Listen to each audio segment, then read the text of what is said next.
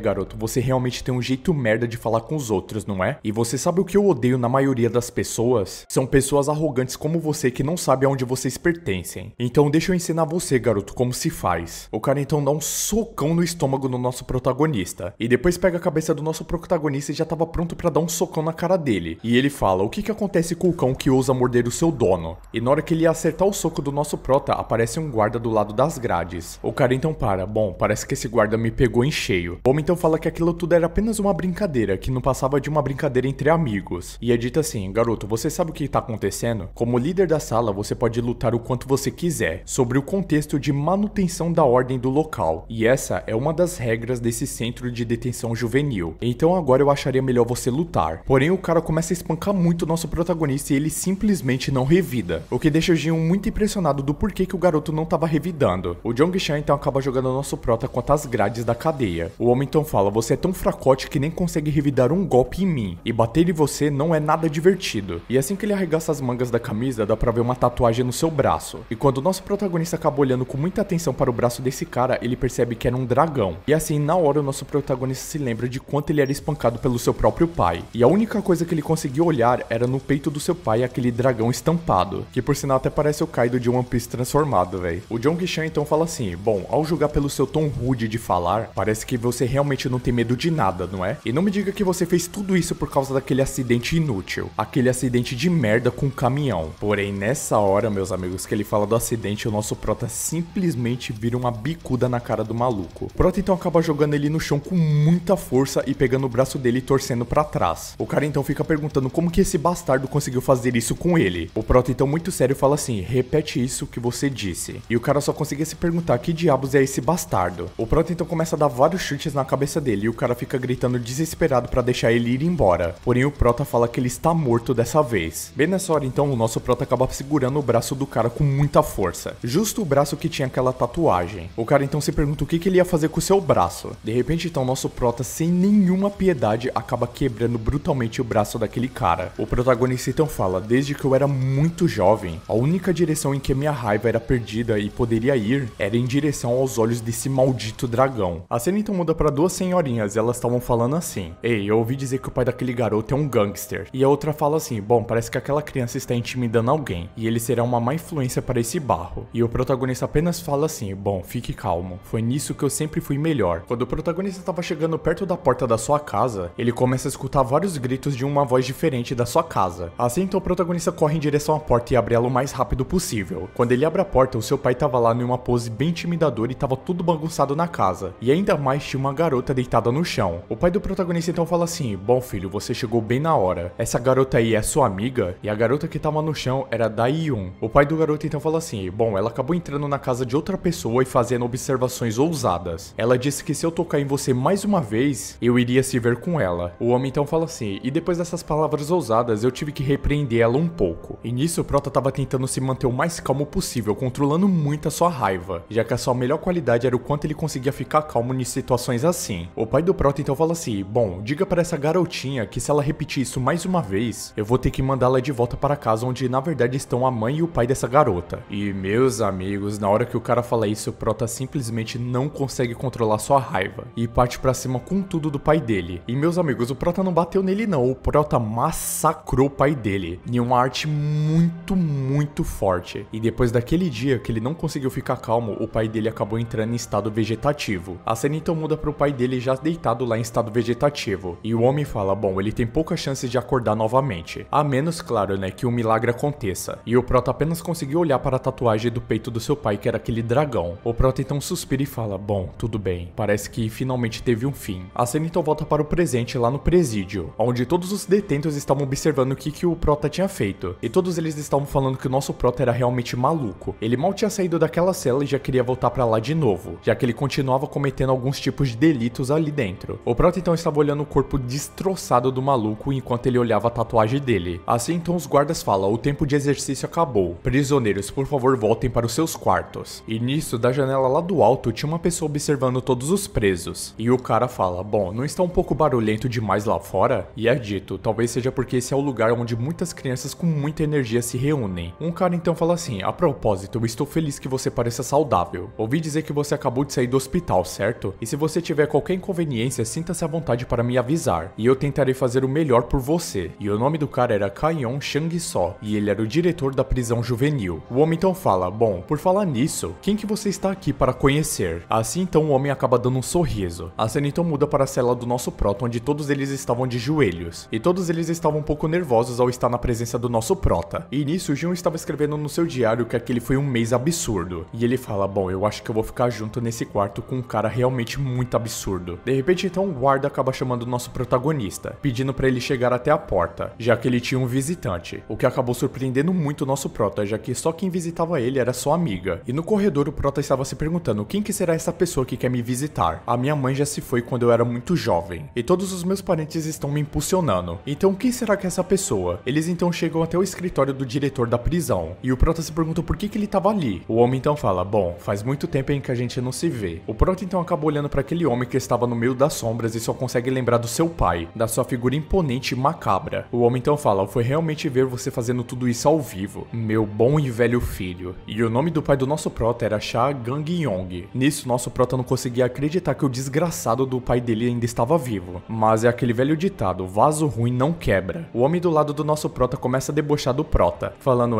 garoto, parece que você está realmente bem surpreendido com isso, né? E por que você não está tão feliz assim em ver seu pai? Mas o que importa é que ele acordou milagrosamente há não muito tempo atrás. E é realmente uma sorte, não é? Já que graças a Deus está tudo bem com seu pai. E nisso, nosso Prota se lembrava das palavras do cara falando que ele só poderia acordar por um milagre. E que foi dito que a chance do pai dele acordar era muito pequena. O Prota então fica indignado ainda se perguntando como que ele estava bem na sua frente. O pai do Prota então fala assim, bom, você ainda não acredita no que você está vendo, né? E ele fala, bom, eu sou a mão direita da organização e ninguém conseguiu fazer isso comigo, nem mesmo a polícia. Mas quem diria, né, que meu filhinho fracote conseguiria fazer isso comigo? Eu só sei que quando eu abri meus olhos eu percebi que eu estava no hospital e eu me sinto muito triste com isso. E assim, do nada, mano, simplesmente do nada o pai do nosso prota começa a chorar. O pai do protagonista então fala que ele estava muito triste com o prota e ele fala que como pai ele realmente quer encontrar ele, já que ele ama muito seu próprio filho. E ele fala que como pai não há nada que ele possa fazer por ele nesse momento. Então ele não teve escolha a não ser matá-la, entre aspas. Assim então o prota fica muito confuso com o que ele falou. A cena então muda para o acidente da amiga do nosso protagonista. E quando ela foi atropelada pelo caminhão, na frente dela simplesmente aparece o pai do nosso prota. Ele chega bem perto dela e fala assim, bom, você disse que era melhor não ter um pai como eu, não é? Porém os pais devem fazer tudo pelos seus filhos. E pensando bem, garotinha, parece que você ainda não entende isso, já que você nunca teve pais desde o início. Assim então voltamos para o presente. O pai do protagonista então fala, bom, eu pensei que você era apenas um filho patético, que só podia suportar tudo e ficar calmo e calado. Mas essa foi a primeira vez na minha vida que eu vi você fazer alguma coisa que preste. E essa garotinha foi o gatilho para isso. Então digamos assim, meu filhão, eu tentei apagar ela. Então eu acabei voltando para aquele caminho e terminei de matar ela. E eu fiz tudo isso para o seu próprio bem, meu filho. Nisso, sem pensar duas vezes, o prota já se levanta na maior fúria de todas, pronto já para estraçalhar a cara do pai dele de novo. Porém o prota acabou recebendo alguns tiros de dardos. E isso na verdade era as correntes de choque dos tasers. O prota então acaba caindo duro no chão e o pai dele chega bem perto dele e fala assim, você realmente quer a sua vingança? Matando seu próprio pai no caminho? Então eu vou te dizer uma coisa, meu garoto ingênuo. Eu vou te contar a única maneira de me matar. Existem alguns dos nossos membros aqui na prisão juvenil. Agora eles mal fizeram as tatuagens novas dos seus corpos, mas alguns deles provavelmente se tornarão os pilares da minha organização no futuro. Prove-me então que você é melhor que todos esses garotos e assuma o controle de toda essa prisão juvenil. Então se você subir tão alto e ganhar o reconhecimento de todos, algum dia você pode ser capaz de me derrubar, garoto. Falou o cara que foi espancado e entrou em coma pelo próprio filho, né? Esse cara tá se achando demais, mano, pra que tomou um pau. Mas continuando, o pai do prota fala assim, e me supere no segundo em comando, e prepare-se para enfrentar o dragão celestial. Assim você vai conseguir realizar o que eu, o seu pai, nunca consegui realizar em toda a minha vida. E se você realmente conseguir completar tudo isso, a minha vida será completada por sua causa. O pai do protagonista então pede pro cara cuidar do seu filho, e o homem responde que não tem problema nenhum, que ele vai fazer isso. De repente então os policiais que estavam com as armas de choque não estavam conseguindo controlar mais o nosso protagonista. Ele simplesmente segurou aquelas cordas de choque e ia partir pra cima do pai dele. O prota então fala, não continue falando essas asneiras pra mim, seu velho idiota. Pode ter certeza que eu vou te matar e vai ser aqui e agora. E daqui pra frente, meus amigos, a obra vai ficar sinistra. Os guardas que estavam em volta do protagonista ficaram impressionados como que ele conseguiu se levantar, e o nosso protagonista já estava com sangue nos olhos só pensando em matar seu próprio pai ali mesmo. O prota então começa a se lembrar das coisas que o pai dele falou, sobre a organização, sobre a vida dele e assumir o controle do dragão celestial. E se o protagonista fizesse tudo isso, a vida do seu pai seria completa graças a ele. O protagonista então repete para ele parar de falar essas bobagens, porque com certeza ele iria matar o pai dele hoje. E na hora que o soco do protagonista estava quase chegando na cabeça do pai dele, um cara aparece com a mão na cabeça do protagonista do nada. Na verdade, o prota ele nem conseguiu ver o cara chegando perto dele. O homem então fala assim, bom, perdoe-me por ser rude, meu jovem mestre. O cara então simplesmente pega a cabeça do nosso prota e afunda ela no chão com muita força. O homem então fala assim, bom, esse é o meu dever para servir o chefe. Então é revelado o rosto dele, era um maluco meio que ruivo ou castanho, o cabelo dele não dá pra entender muito bem por causa da luz, e ele tinha uma cicatriz gigantesca no rosto dele em X. O cara então achou que o protagonista tinha sido nocauteado com isso, porém o protagonista começa a tentar se levantar. O homem então acaba falando pro protagonista assim, você acha mesmo que a minha força como comandante do dragão celestial pode ser suportada com apenas duas pernas de um garoto mimado que nem você? O pai do protagonista então fala assim, meu pobre filho, abra bem os seus olhos e olhe ao seu redor. E assim tinha vários e vários caras da máfia em volta do protagonista. O pai do prota então fala assim, você realmente ainda não entende a sua situação? No estado que você está, você jamais poderá me alcançar. Ações assim precipitadas que nem a sua apenas bagunçarão as coisas. E a única maneira de me matar, Eu já falei pra você que é tomando o controle dessa prisão inteira. E então eu vou continuar olhando pra frente até que um dia nós nos encontraremos de novo. Meu querido filho. E assim, todos eles acabam se virando e deixando o protagonista lá no chão. O protagonista então, com muito ódio no seu coração, acaba se levantando aos poucos. A cena então acaba mudando pra sala de madeira. E lá o Magium estava fazendo seu trabalho, meio que montando um pé de um banquinho. E bem na frente do Magium acaba aparecendo um guarda. E o guarda diz assim: você já atingiu a cota de hoje, 3.397. Então você pode ir com um pouco mais de calma. E o Magium fala que ele entendeu. E nisso os outros presos estão observando o Magium, falando que ele era realmente um bastardo. As habilidades de martelo dele eram realmente insanas e incríveis. E ele até quebrou a cabeça de algumas pessoas que fizeram bullying com ele com isso. Os caras então continuam conversando sobre o Magium, dizendo que não importa o quanto eles continuassem olhando pra ele, aquele cara realmente não emitia uma vibração de um assassino frio e calculista que matou 7 pessoas a sangue frio. E o outro dá risada do Magium, falando que ele realmente era um original perdedor. De repente então, um dos prisioneiros acaba aparecendo atrás deles, falando que ele trouxe a caixa de ferramentas. O outro então responde: ah, ainda bem que você trouxe, coloque ela na prateleira agora. E o cara que estava com a caixa de ferramentas não responde. E vimos que esse cara era completamente tatuado no pescoço e no rosto. Esse homem então tatuado acaba atacando a caixa de ferramentas no chão. E os outros se perguntam: ué, por que você tá fazendo isso? Você deixou uma caixa de ferramentas tão boa desse jeito cair, cara. E o homem responde: ah, desculpe, acho que a minha mão perdeu um pouco a força. Porém, ele estava observando muito um dos pregos que caíram da caixa de ferramentas. E nisso, o Magium fica com a expressão muito séria olhando para aquele prego também. O homem tatuado então fala assim: ah, muito incrível, né? Você realmente é muito incrível, Magium. E já faz muito tempo, né, desde que nos formamos no ensino médio. E o nome desse cara tatuado se chamava Yogan Min. E ele foi preso por roubo e incêndio inicial. E mano, quando o cara já tem arma no nome, boa coisa não é, velho. E eu tenho certeza que esse daqui vai fazer uma baguncinha da boa daqui pra frente. Fiz uma baguncinha dentro da Califórnia, mandei...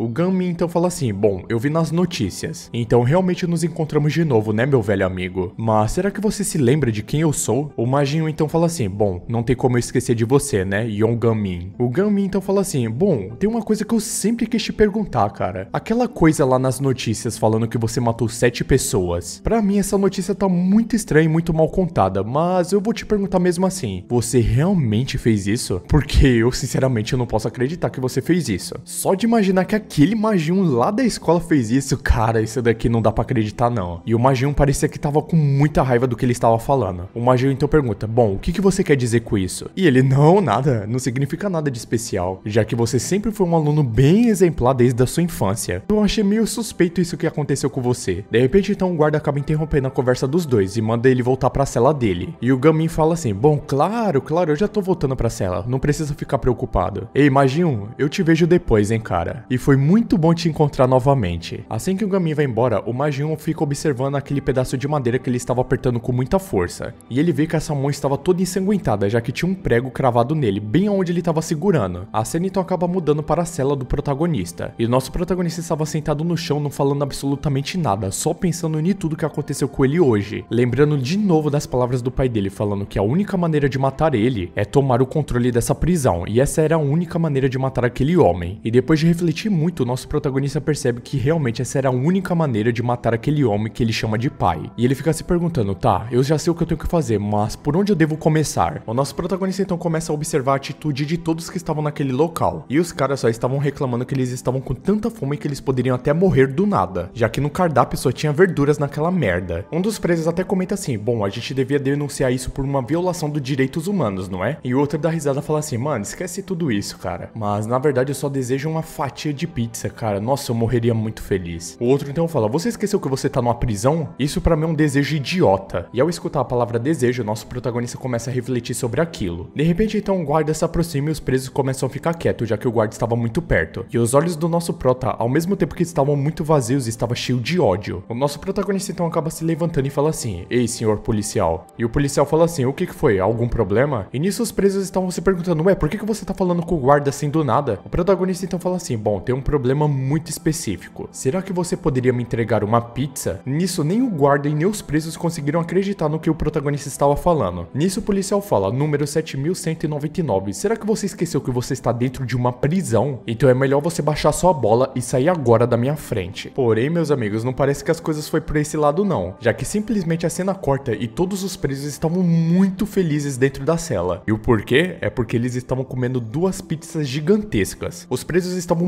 muito, mas muito felizes com a atitude do nosso prota. E um fala que não comia comida de fora há muito tempo, e o outro falou que estava tão feliz que ele podia até chorar. Assim então os presos começaram a agradecer muito o nosso protagonista. E nisso o protagonista pensa assim, bom, eu realmente não estava acreditando nisso, mas o diretor e os guardas dessa prisão estão sob a influência do meu pai. E ele se lembra das palavras do diretor falando que era realmente um alívio do pai dele estar seguro, e também do pai dele falando para cuidar bem do seu filho, e o diretor falando para ele não se preocupar. O prota então pensa, realmente todos eles estão cuidando de mim. O filho desse cara realmente recebeu uma atenção muito especial do que os outros. Então eu realmente tenho que começar a testar os limites do que eu posso fazer dentro dessa prisão. Nisso então um dos presos acaba falando assim, Ju Yong, ou melhor, senhor Ju Yong, poderia falar qual que é a sua verdadeira identidade? Será que seu pai poderia ser alguém do Congresso? Será que esse garoto realmente é da terceira geração de Shaibao? O nosso protagonista então fica em silêncio, só conseguia pensar que ele com certeza iria fazer a vingança dele, não importava o que ele iria usar, mas que ele não podia esquecer que realmente ele era filho daquele homem detestável. O protagonista então pensa assim, tá bom, mas por que o Ma-jun está agindo desse jeito? E nisso o Ma-jun estava separado de todos os outros presos. E o cara fala assim, ei Ma-jun, por que você não está comendo a pizza? E o outro fala assim, mano, deixa ele quieto, cara, ele tá estranho o dia todo. Ele realmente parece muito mais melancólico hoje. Mas será que aconteceu alguma coisa com ele? E nisso o Ma-jun estava só sentado lá no canto de cabeça baixa. A cena então muda para o protagonista e o Ma-jun encaixotando algumas coisas. E nisso, aquele cara tatuado aparece de novo atrás do Ma-jun, com outra caixa de ferramenta e vários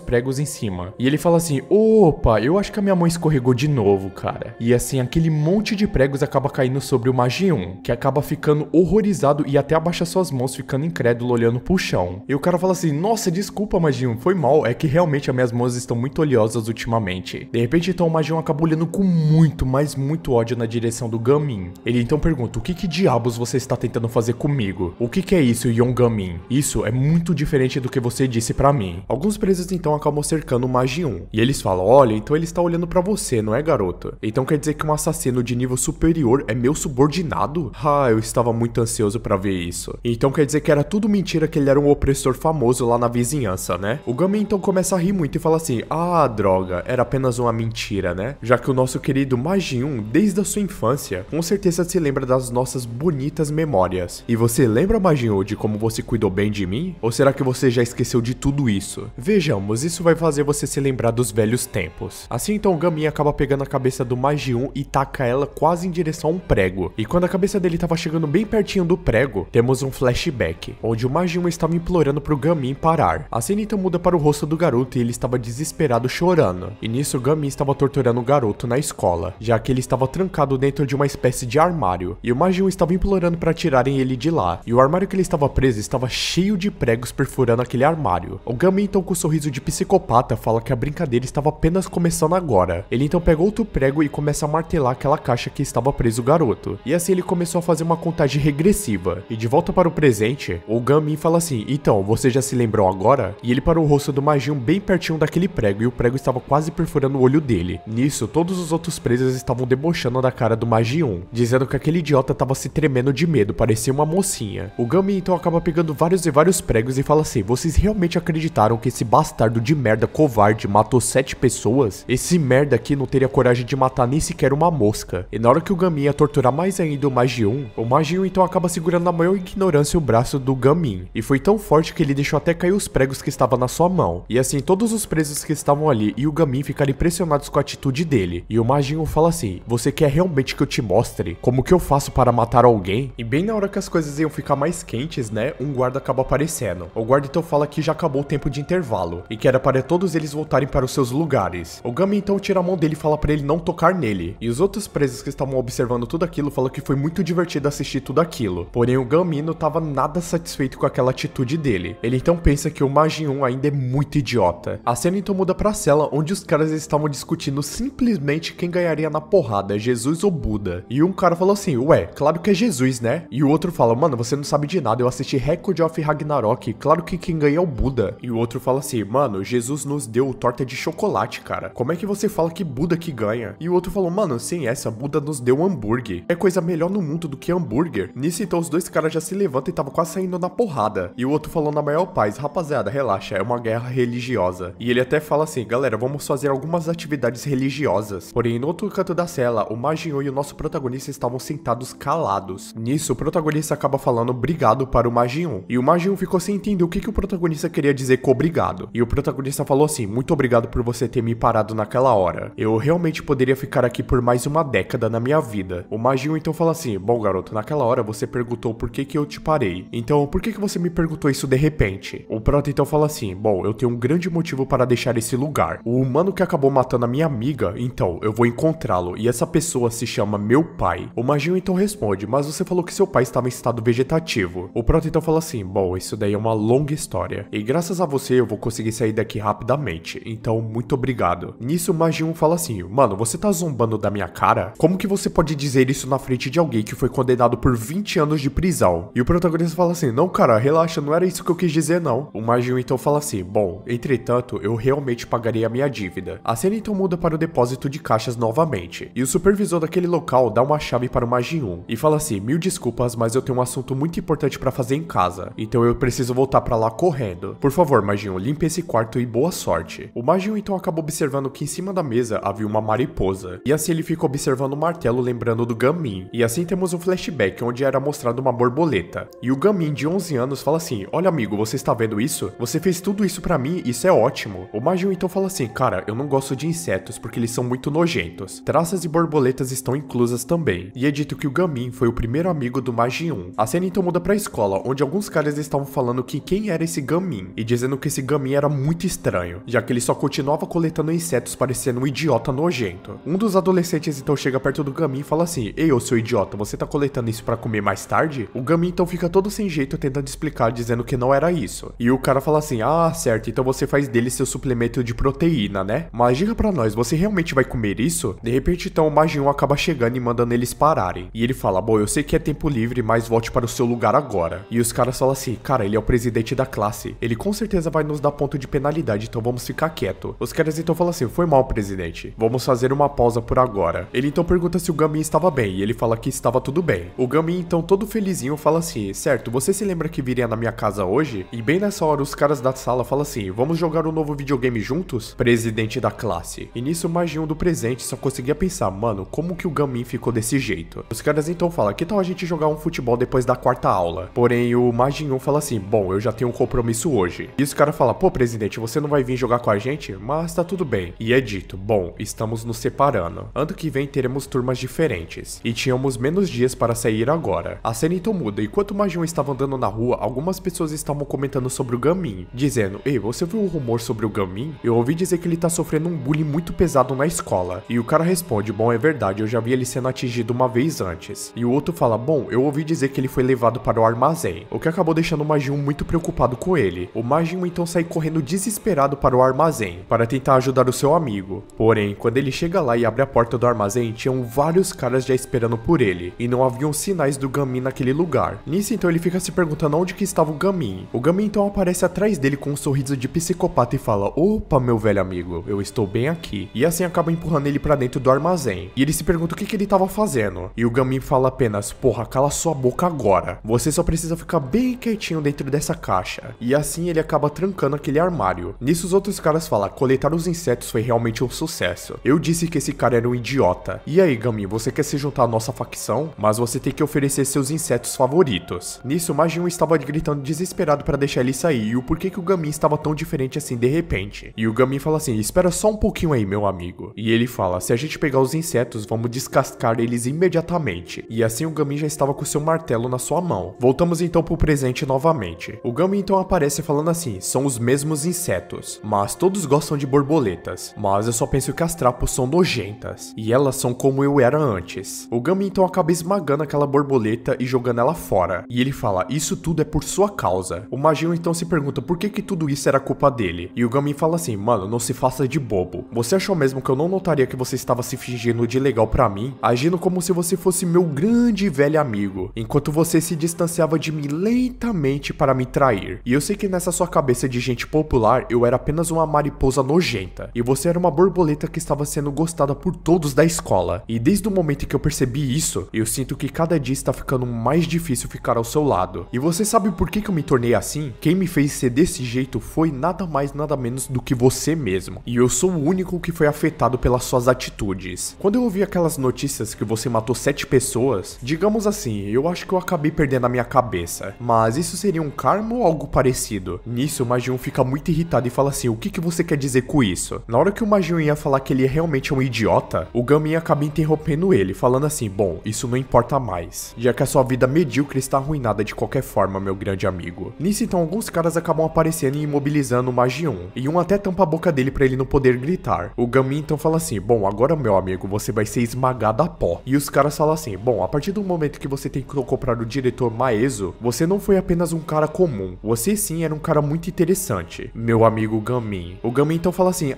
ainda não acabou não. Depois de coletarmos aqueles insetos nojentos, devemos descascar. E nisso já bate várias e várias lembranças horríveis na mente do Majin. E ele começa a gritar de desesperado, mandando eles esperarem, já que eles estavam levando ele para dentro do armário novamente, o seu maior trauma. E nisso o Gamin fala assim, e meu amigo, isso tudo que tá acontecendo agora é tudo culpa sua. O Majin então pergunta como que ele pode fazer tudo isso com ele. E o Gamin fala assim, bom, esse é o meu presente pra você. Assim então eles acabam soltando várias e várias lacraias dentro da caixa que estava o Majin. E o Gamin fala assim, bom, digamos que esses daí são meus novos amigos insetos. E assim o Majin começa a gritar muito dentro daquele armário. E o desgraçado fala assim, o que você tá achando disso? Você gostou disso? De repente então o Gamin acaba ficando assustado um pouco. E ele fala, ué, mas por que ele não tá mais respondendo? E ele fala assim, por que você não tá me respondendo? Será que o medo comeu a sua língua? Ou será que você está se segurando? Nisso tinha várias baratas e outros tipos de insetos subindo no rosto dele. Os outros caras então falam assim, olha, que bonitinho, ele realmente tá suportando aquilo. E o outro fala, bom, não adianta se fazer de durão não. O outro cara então fala assim, bom Gamin, você sente pena desse desgraçado? Mas lembre-se que ele é um assassino. E o Gamin fala assim, um assassino? Uma bonequinha dessas? Não me façam rir. O cara então fala assim,